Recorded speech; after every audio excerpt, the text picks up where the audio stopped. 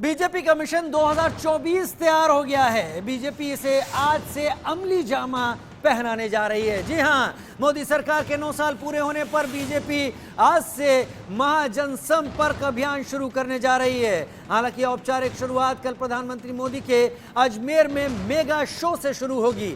यह महाअभियान 1 महीने तक चलेगा। इसमें केंद्रीय मंत्रियों से लेकर संगठन के लोगों को लगाया गया है। ये सभी नेता जनता से सीधा संपर्क साधेंगे और मोदी सरकार की उपलब्धियां गिनाएंगे। जी हां, मोदी सरकार के कार्यकाल के 9 साल पूरे हो रहे हैं, पूरे हो गए हैं। 30 मई से महाजनसंपर्क अभियान चलाए जाने की तैयारी है। बड़ी खबर, बीजेपी का 30 जून तक महाजनसंपर्क अभियान चलेगा। प्रधानमंत्री मोदी महाजनसंपर्क अभियान का आगाज करेंगे। अजमेर में एक रैली करेंगे। यूपी समेत कई राज्यों के नेता साधेंगे जनता से संपर्क। केंद्रीय मंत्रियों को लोकसभा चुनाव की जिम्मेदारी दी जा रही है। बीजेपी प्रदेश अध्यक्ष से लेकर केंद्रीय मंत्री भी इस काम में जुट गए हैं। बीजेपी एक बड़ी उम्मीदों के साथ 23 से ही 24 की तैयारी में जुट गई है। जी हां, 24 के इसी मई महीने में उम्मीद यही की जा रही है, नई सरकार शपथ लेगी और उसके लिए अभी से बीजेपी तैयारी करने में जुट गई है। मोदी सरकार के 9 साल पूरे हो गए हैं, आखिरी 1 साल बचा है और उसको लेकर बीजेपी अब कवायद में जुट गई है। महाजनसंपर्क अभियान, प्रधानमंत्री नरेंद्र मोदी इसका शुरुआत करेंगे, शुभारंभ करेंगे। उत्तर प्रदेश समेत कई राज्यों में नेता जनता से संपर्क साधेंगे। हमने मैकेनिज्ड ड्रिवन ई रिक्शा का कानून लाया और आज एक मानवीय शोषण की पद्धति को समाप्त किया। पंडित दीनदयाल उपाध्याय जी कहते थे कि ये इतना मानवीय शोषण है कि मैं इस रिक्शा में कभी नहीं बैठूंगा। डॉक्टर लोहिया कहते थे कि जिस दिन ये बदल जाएगा वो देश के इतिहास का सुनहरा दिन हुआ। तो मुझे लगता है कि ये जो मैकेनिज्म ई रिक्शा हमने लाया और उसमें आज 1 करोड़ लोगों को मुक्ति मिली। लगभग अब साइकिल रिक्शा और आदमी धोने वाला रिक्शा दिखता नहीं। उसमें और उपलब्धि हुई कि और 25-30 लाख ज़्यादा लोगों को, दिव्यांगों को, महिला भी अब साइकिल रिक्शा ई रिक्शा चलने लगी, उनको भी रोजगार मिला और आज बड़े प्रमाण पर यह पॉपुलर हो रहा है। ई कार्ट और ई रिक्शा मानवीय इतिहास में शोषण से मुक्ति देकर उनको रोजगार देने वाला एक सबसे अच्छा प्रोजेक्ट मेरे कार्यकाल में हुआ है और मैं निश्चित रूप से उसको याद रखता हूँ। कि पिछले 9 वर्ष का जो एक कालखंड है, यह एक नए भारत का दर्शन हम सब कर रहे हैं। नए भारत का दर्शन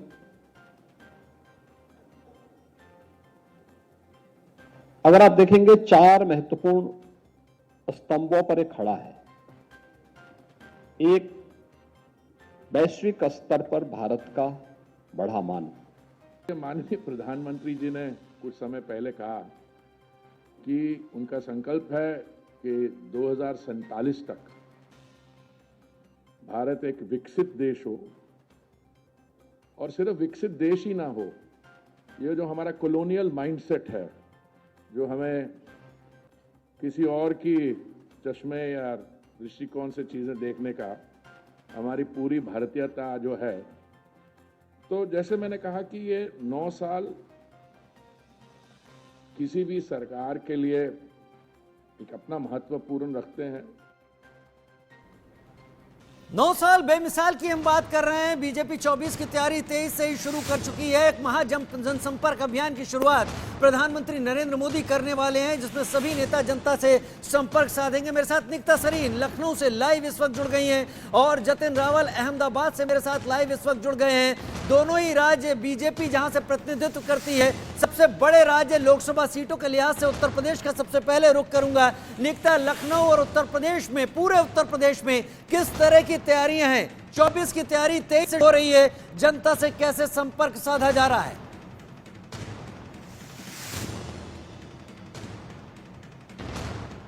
सकते हैं बहुत बड़ा दिन है क्योंकि सरकार के 9 साल पूरे हो गए हैं और आज से लेकर के ठीक 1 माह तक भारतीय जनता पार्टी महाजनसंपर्क अभियान चलाने वाली है, जिसको लेकर के अगर मैं बात करूं आज सूबे की राजधानी लखनऊ में, तो यहां पर आज भारतीय जनता पार्टी के युवा मोर्चा की बैठक हुई है, जहां पर प्रदेश और राष्ट्रीय अध्यक्ष युवा मोर्चा के मौजूद रहे हैं, साथ ही डिप्टी सीएम मौजूद हैं, क्योंकि उत्तर प्रदेश एक अहम भूमिका निभाता है। 80 सीट है यहां पर लोकसभा की, तो युवाओं को खास करके सारी रिस्पॉन्सिबिलिटी दी गई है कि कैसे वो रैलियां करके वो जन जन तक जाएं, कैसे जितने भी कार्य है, जितने भी तमाम मोदी सरकार ने अभी तक चीजें की है, कैसे घर घर तक पहुंचाएं, बूथ स्तर पर भारतीय जनता पार्टी को कैसे स्ट्रांग करें। इसके चलते राज्य से लेकर के सेंट्रल के अगर मैं मंत्रियों की बात करूं तो उन्होंने ये पूरा मोर्चा संभाल लिया है। और आपको बता दूं, क्योंकि यंगस्टर्स अब इसमें इन्वॉल्व हैं,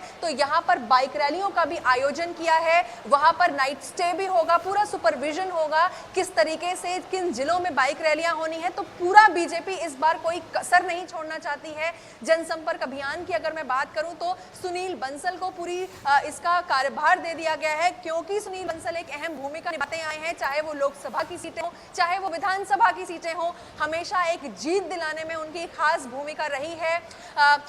अमित शाह के बेहद करीब हैं। और आपको ये भी बताना चाहूंगी कि जितनी 14 सीटें हैं जिस पे भारतीय जनता पार्टी हारी है, अब उस पे लगातार काफी ज्यादा तैयारी है। 3 से 4 वहां पर क्लस्टर्स में डिवाइड कर दिया गया है। अब भारतीय जनता पार्टी फिलहाल कोई कमी नहीं छोड़ना चाहती है। युवाओं की बात करूं, उनको फील्डिंग में इसलिए भी उतार दिया है कि कई बार लोग घर से निकलते नहीं है या वोटर्स लिस्ट में उनका नाम नहीं होता है, तो वो वोटर्स लिस्ट में उनका नाम हो वो सुनिश्चित कराएं। तो आज से जो मीटिंग है, जो बैठक है भारतीय जनता पार्टी युवा मोर्चा की, वो फिलहाल आज शुरू हो गई है। आईजीपी में मैं मौजूद हूं और लगातार अपडेट भी दिया है। तो फिलहाल जो एक टारगेट लेके चली है भारतीय जनता पार्टी उत्तर प्रदेश में 80 में 80, वो पूरा करने के लिए जरूर कोई कसर नहीं छोड़ना चाहती है भारतीय जनता पार्टी। और ठीक 1 माह तक जो जनसंपर्क अभियान चलाया जा रहा है, उसमें भी राज्य और केंद्रीय मंत्री खुद मोर्चा संभालने वाले हैं। और आज भी केंद्रीय मंत्री स्मृति ईरानी यहाँ पर ये जो आज बैठक हो रही है उसके समापन के लिए आने वाली हैं। केंद्रीय मंत्री स्मृति ईरानी आने वाली है। मैं आपसे ये भी जानना चाहूंगा कि मुख्यमंत्री योगी आदित्यनाथ इस दौरान क्या एक धुआंधार अपने दौरे भी करेंगे पूरे उत्तर प्रदेश में इस 1 महीनों के दौरान। लेकिन पहले रुख कर लेता हूं जतिन रावल का, वो राज्य जहां से प्रधानमंत्री और गृह मंत्री आते हैं। जतिन, गुजरात में क्या तैयारी है इस महाजनसंपर्क अभियान को लेकर? बीजेपी लगातार गुजरात में विजयी होती रही है, लगातार विधानसभा में बीजेपी आती रही है सत्ता में, वहां क्या तैयारी?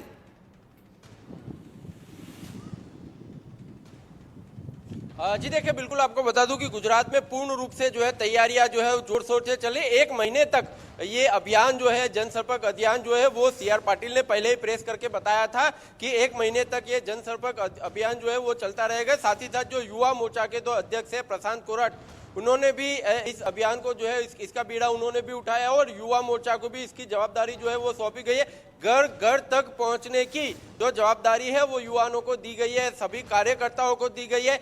जितने भी 9 साल में जो जितने भी कार्य हुए, जिनमें सबसे बड़ी जो 9 योजना जो है वो पीएम के आने के बाद जो है वो अमल में आई, जैसे अटल पेंशन योजना हो, प्रधानमंत्री जन धन योजना हो, जैसी बहुत सारी जो योजनाएं है, उज्ज्वला योजना हो, जैसी 9 योजना है, वो सभी योजनाओं को जो है घर तक पहुंचाने का जो है वो कार्य अभी जो है बीजेपी के हर एक कार्यकर्ता को जो है वो सौंपा गया है। और उसमें भी अगर खास करके बात करें तो बीजेपी का सबसे बड़ी खासियत ये रही है कि उसका एक चुनाव खत्म नहीं होता और दूसरे चुनाव की तैयारी जो है वो बीजेपी के द्वारा शुरू कर दी जाती है। और CR पाटिल जो कि यहाँ के गुजरात के प्रदेश अध्यक्ष है बीजेपी के, वो माइक्रो प्लानिंग के लिए जो है वो जाने जाते हैं, तब उनके ऊपर 2024 की जवाबदारी भी जो है उनको सौंपी गई। और उसी के तहत ये 9 साल की 9 साल के उपलक्ष्य में जो है 1 महीने तक ये अभियान जो है जनसंपर्क अभियान वो चलता रहेगा। बीजेपी की जितनी भी योजनाएं हैं, सभी योजनाओं को घर घर तक पहुंचाने का और जितनी योजनाओं में जितने काम हुए हैं सभी लोगों को उसकी जानकारी देने का काम जो है वो लोगों को सौंपा गया है। यानी कि 2024 के लिए भारतीय जनता पार्टी ने अभी से जो है वो अपनी कमर कस ली है। जी, यानी आने वाला जो 1 साल है जिसमें सब कुछ ये चीजें होनी है, जनता तक बीजेपी अपनी पहुंच बनाने में लगाने की तैयारी में जुट गई है। मनोहर केसरी, देश की राजधानी दिल्ली से मेरे साथ गए हैं। मनोहर, दिल्ली की सत्ता को पाने के लिए सारी कवायद शुरू की गई है बीजेपी की तरफ से कि दिल्ली केंद्र में सत्ता उसकी अगली बार भी बनी रहे। क्या तैयारियां दिल्ली से पता चल पा रही है बीजेपी के बड़े नेताओं की?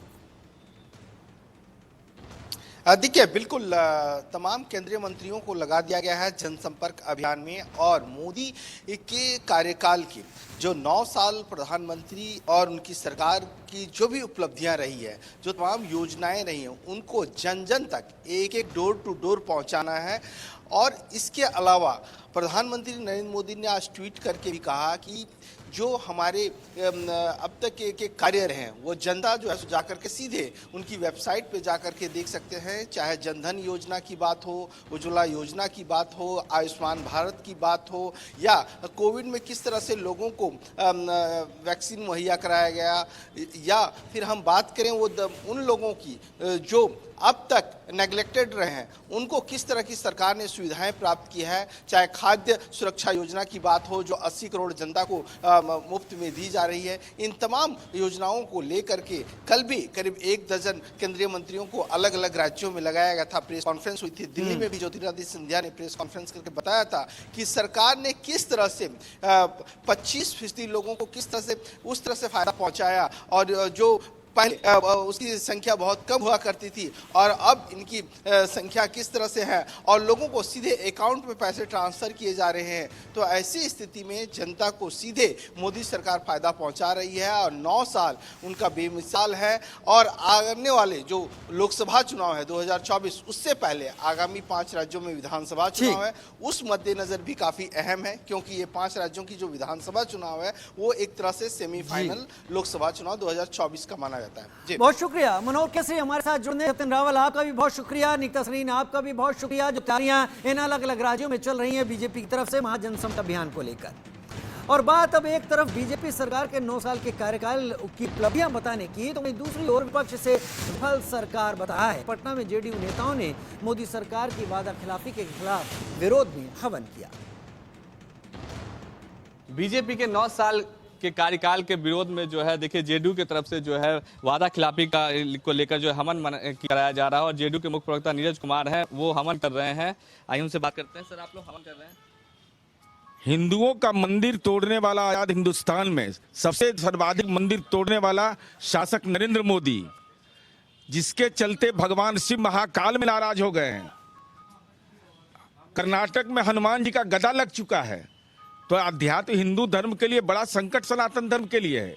और सबसे बड़ी बात है कि सनातन धर्म में ये परंपरा जो ये कायम कर रहे हैं कि भारतीय जनता पार्टी के केंद्रीय मंत्री अब मीडिया को सवाल पूछने नहीं दे रहे हैं और कार्यक्रम में मीट मुर्गा, कड़कनाथ मुर्गा का व्यवस्था कर रहे हैं। ये तो सनातन धर्म का सीधा अपमान कर रहे हैं। चमड़े का जूता पहन रहा है ये सब। हिंदुओं का मंदिर तोड़ दिया और आज गंगा दशहरा है। माँ गंगा ने पुकारा है, गंगा मैया मैली है। तो आज गंगा दशहरा के दिन हमने कहा कि हे अग्नि देवता, ये जो राजनीति में जिस ढंग से मणिपुर में हिंदू मारे जा रहे हैं, जिस ढंग से अग्निवीर नरेंद्र मोदी 5 साल की नौकरी कर रहे हैं और अग्निवीर का 4 साल का नौकरी, नरेंद्र मोदी पेंशन लेंगे, अग्निवीर को पेंशन नहीं मिलेगा। तो ये जो राजनीति में प्रयोग हो रहा है, उन्माद की राजनीति, हे अग्नि देवता इस वातावरण को शुद्ध करिए। हे सूर्य देवता इतनी ताकत दीजिए कि राजनीति में जिन लोगों के अनाचार के चलते भगवान भी नाराज हो रहे हैं, वैसे लोग की राजनीति का सर्वनाश हो जाए, यह हमारी अपेक्षा। ये बेमिसाल है, कहां थे गए। और सर्व कलंक का इतिहास आपने लिख दिया। आपने लिख दिया कि उपराष्ट्रपति और उपराष्ट्रपति को नहीं बुलाया, और साथ ही साथ धर्माचार्य को बुलाया था। तो धर्माचार्य को बुलाया, ये पुरखों को जो तुमने कलंकित किया है, तो आसाराम बापू को भी बुला लेते। आसाराम बापू को भी, अगर ये गुनाह आपने किया 15 अगस्त को सामूहिक बलात्कार का सजा याफ्ता को 15 अगस्त के दिन गुजरात की सरकार ने उसको जेल से निकाल करके उसको माला पहनाया था,